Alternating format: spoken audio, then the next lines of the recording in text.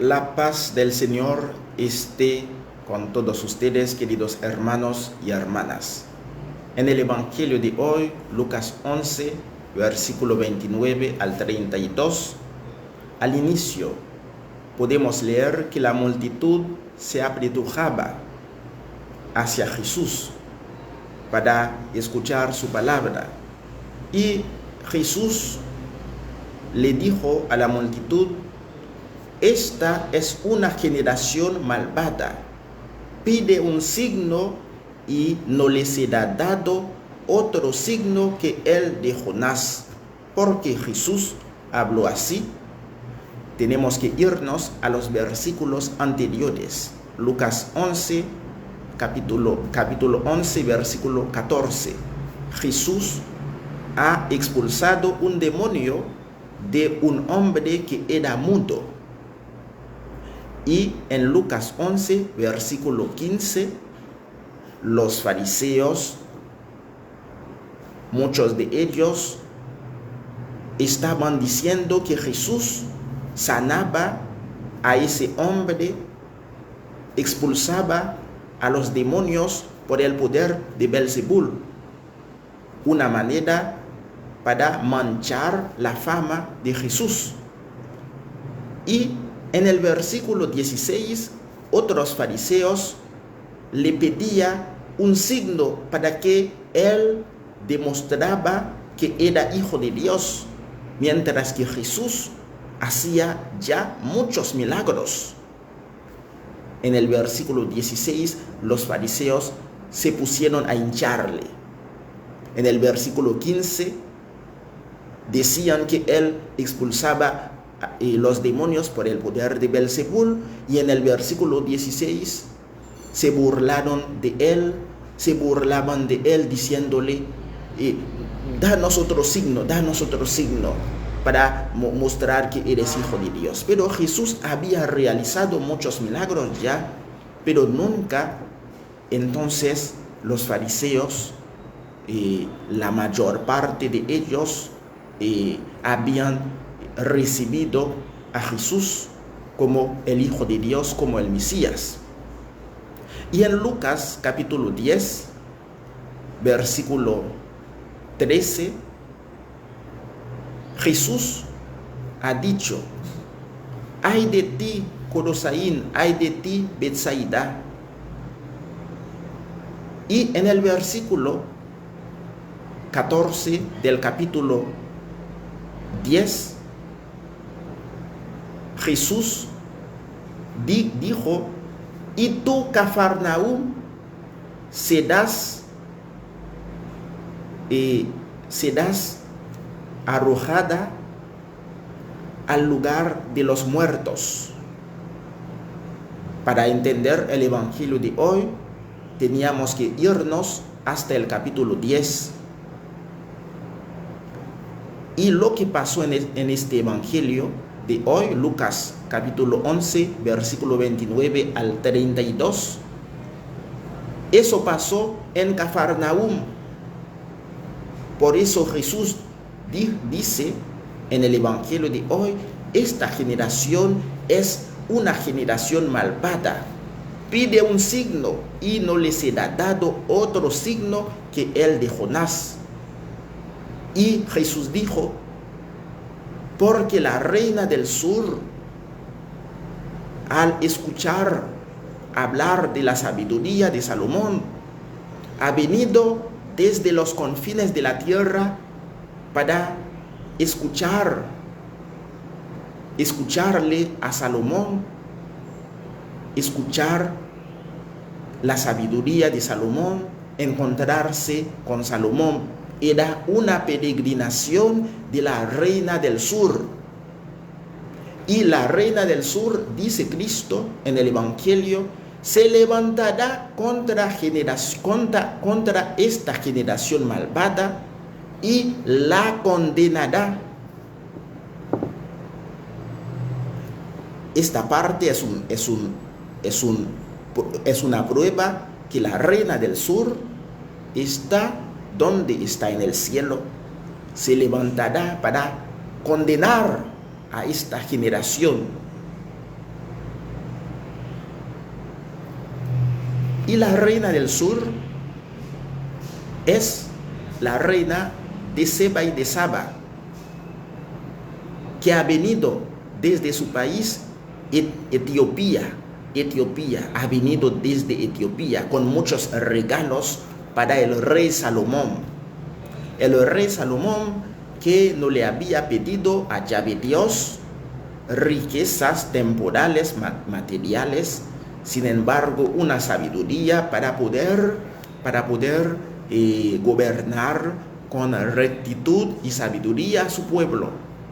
Y la reina del sur, que era muy rica, podemos ver en aquel tiempo la reina del sur, la presencia de la mujer, la importancia de la mujer en aquel tiempo. No era así como el día de hoy, la lucha por los derechos, estas cosas. En aquel tiempo no era así. Por eso la historia universal es mal contada, muy mal contada. Podemos hacer un paréntesis pequeño. Europa era el lugar más pobre del planeta y sigue siendo el lugar con menos recursos del planeta. Los europeos bajaban hacia África para poder hacia Egipto. Egipto era la potencia, para poder tener para comer, porque allá entonces no había nada, y había la nieve y no había cosecha, a veces no había cosecha, había pobreza, había muchas enfermedades en aquel tiempo. Es un paréntesis sobre la historia mundial. Ellos han bajado del norte de África, de Europa, para muchos de ellos, para entonces estar en Egipto, para poder tener algo para comer, porque ni siquiera podían comer. Y en los años 1300, 400, Europa era muy pobre. El pan era guardado por muchos días, hasta que se volvía muy duro. Se tenía que mojarlo para comer. Y también podemos hablar también de la realidad de la cuaresma, que tenía su sentido en aquel tiempo que decimos el tiempo medieval. La cuaresma tenía su sentido de hacer el ayuno, porque no había cosecha, no había nada. Solamente unos pudientes podían comer, pero un pan duro que tenían que mojar. Era un lugar muy pobre y sigue siendo el lugar más pobre en recursos en el mundo. Y sigue siendo el lugar que siempre rechaza la fe, las buenas costumbres, la ley de Dios. Los apóstoles Pedro y Pablo han dado su vida allí en Europa, y muchos mártires han dado su vida allí. La mayoría de los mártires, ciertamente en otros continentes hay mártires, en Asia, pero la mayoría en Europa. No queremos echar la culpa a nadie, pero muchas cosas malas que estamos viviendo, o que el mundo ha vivido, es por culpa de los ismos, las ideologías que nacían en ese lugar. Porque cuando nos apartamos del evangelio de la salvación, el demonio nos pone cosas para dividirnos. Eso fue solamente un paréntesis. Y Jesús en el evangelio entonces dijo: no les será dado a esta generación otro signo que el de Jonás, y la reina del sur vendrá para condenar a esta generación malvada. Mira cómo Jesús era muy contundente, hablaba muy claro, y eso pasaba justamente en Cafarnaúm. Hay otra parte en el evangelio donde Jesús, al llegar a Cafarnaúm, los fariseos le habían recibido con cuernos y no podía hacer milagros hasta imponer las manos a algunos enfermos, y se fue huyendo de allí. Los fariseos, que tenían que guardar la ley de Moisés, la ley del Señor, que tenía que educarle al pueblo sobre el verdadero sentido de la ley de Dios, que es una ley del amor, convirtió esta ley por una ley de condena, de castigo, una ley de molestia a la gente. Pero la ley de Moisés es una ley del amor, y la ley de Moisés sigue vigente para nosotros judeo-cristianos. Los 10 mandamientos. No tiramos la basura el Antiguo Testamento. Es la palabra de Dios. Sigue vigente los 10 mandamientos. Jesús ha resumido los 10 mandamientos en el doble mandamiento de la caridad: amarle a Dios y amarle al prójimo. Y más aún, Jesús en un versículo nos ha pedido de irnos más allá. Amarle a tu prójimo como yo los he amado, hasta dar nuestra propia vida por el prójimo. Mira más allá otra vez, como Jesús nos ha llamado. Él nos ha llamado hasta la muerte. ¿Quién va a amar ahora a su prójimo hasta morir por él? Eso es un alto nivel de la espiritualidad.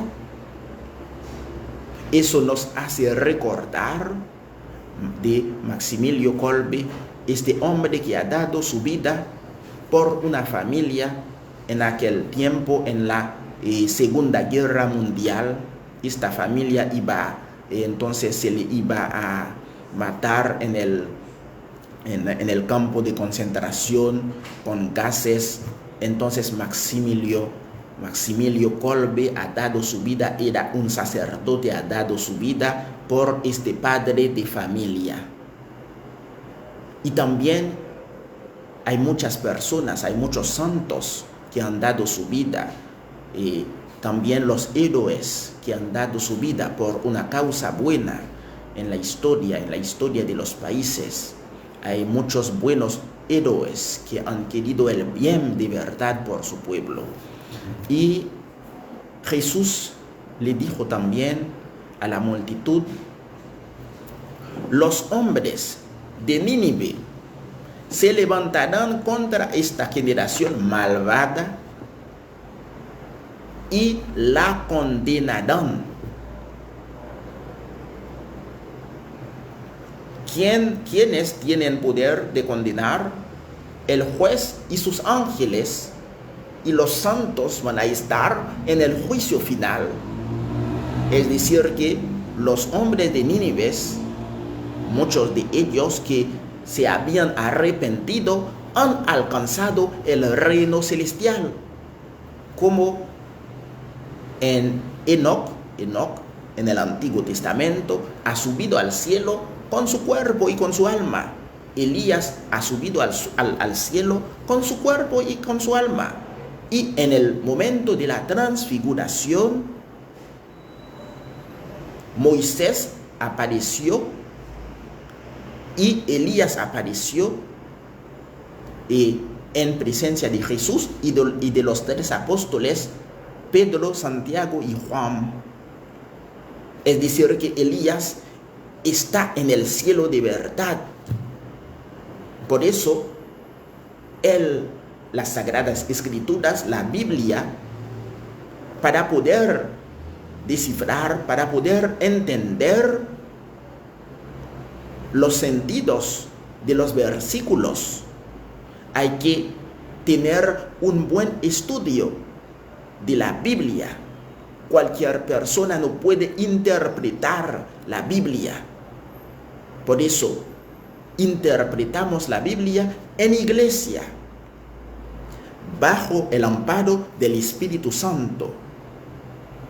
En iglesia y según el contexto, según el texto y sobre todo y siempre a la luz del Evangelio, porque en el Evangelio es Jesucristo que se reveló plenamente, que desveló el verdadero rostro del Padre Celestial, el Padre misericordioso, el Padre de bondad.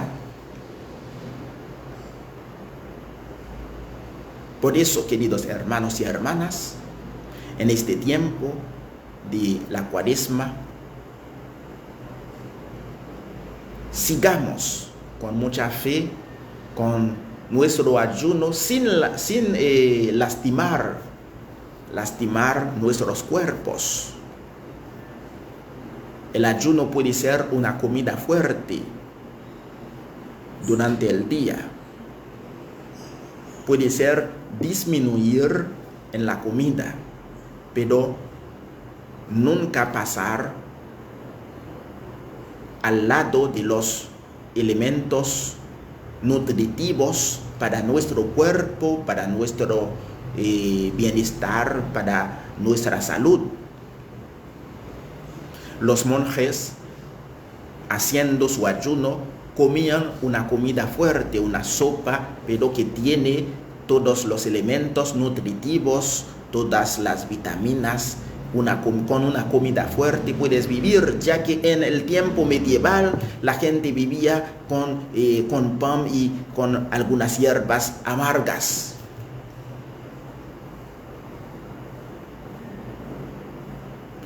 Estamos llamados a pedirle a nuestro Dios siempre su bendición en este tiempo cuaresmal, pedirle de ayudarnos, pedirle también de hacernos sentir su presencia, porque hay muchas personas que no sienten la presencia de Dios en su vida. ¿Por qué no sientes la presencia de Dios en tu vida? Porque estás caminando en el camino equivocado, estás caminando con herejes, personas que han perdido la fe, que perdieron la fe. Estás caminando con ateos, con personas que no están bien en la cabeza. Entonces, por eso no sientes muchas veces la presencia de Dios contigo, porque no eres capaz de amar, porque tu entorno no es un testimonio de amor. Estás caminando con personas equivocadas. Por eso, pero si leas tu evangelio, le vas a descubrir a este Jesucristo que es tu Salvador, que es tu Redentor, que está contigo, que está con todos nosotros como iglesia y que está con nosotros. Cristo, por Él y en Él, que Dios Padre ha creado todo, la palabra de Dios, por quien Dios Padre ha creado todo. El Evangelio de hoy nos invita a no ser como esta generación malvada, hablando de Cafarnaúm sobre todo. Cafarnaúm, Lucas 10, versículo 14. Que Dios nos bendiga. En el nombre del Padre, y del Hijo, y del Espíritu Santo. Amén.